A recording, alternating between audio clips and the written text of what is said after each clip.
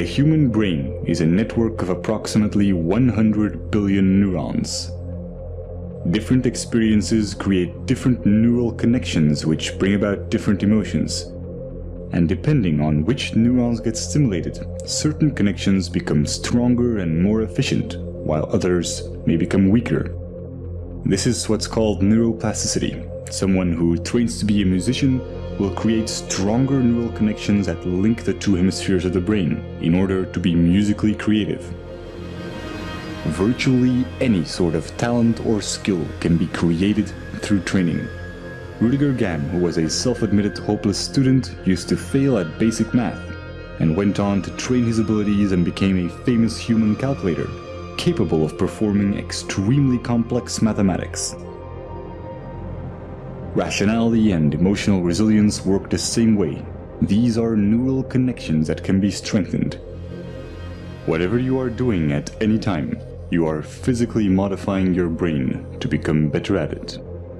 Since this is such a foundational mechanism of the brain, being self-aware can greatly enrich our life experience.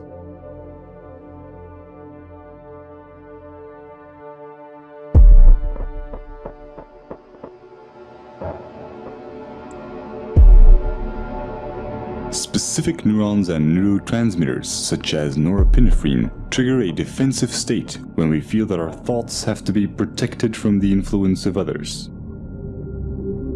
If we are then confronted with differences in opinion, the chemicals that are released in the brain are the same ones that try to ensure our survival in dangerous situations. In this defensive state, the more primitive part of the brain interferes with rational thinking, and the limbic system can knock out most of our working memory, physically causing narrow-mindedness. We see this in the politics of fear, in the strategy of poker players, or simply when someone is stubborn in a discussion. No matter how valuable an idea is, the brain has trouble processing it when it is in such a state.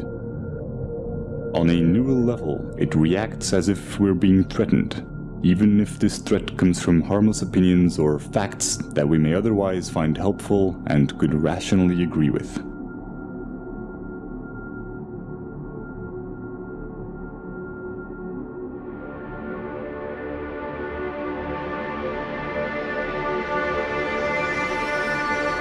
But when we express ourselves and our views are appreciated, these defense chemicals decrease in the brain, and dopamine neurotransmission activates the reward neurons, making us feel empowered and increasing our self-esteem. Our beliefs have a profound impact on our body chemistry. This is why placebos can be so effective. Self-esteem or self-belief is closely linked to the neurotransmitter serotonin. When the lack of it takes on severe proportions, it often leads to depression, self-destructive behavior, or even suicide. Social validation increases the levels of dopamine and serotonin in the brain, and allows us to let go of emotional fixations and become self-aware more easily.